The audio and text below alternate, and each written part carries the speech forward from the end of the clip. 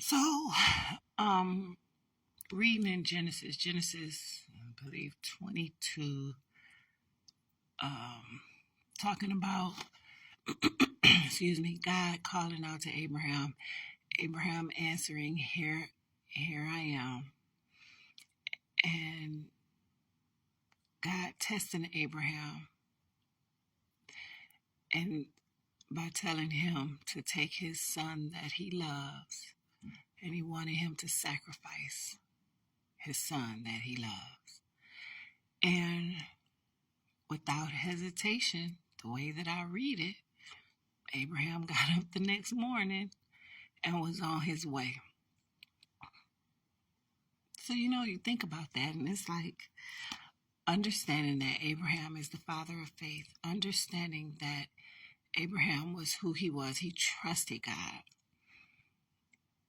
Also understanding what Abraham went through to have the son that he loves, and then to just get up the next morning, grab his son, and be on his way to sacrifice him as God told him. My human brain is like, well, first of all, he couldn't tell his wife because his wife would have probably, Sarah, her reaction probably would have made it difficult for him to take her son.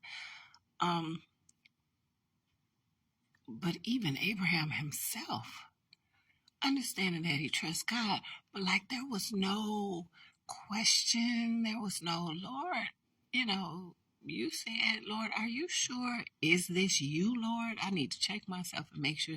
It was none of that.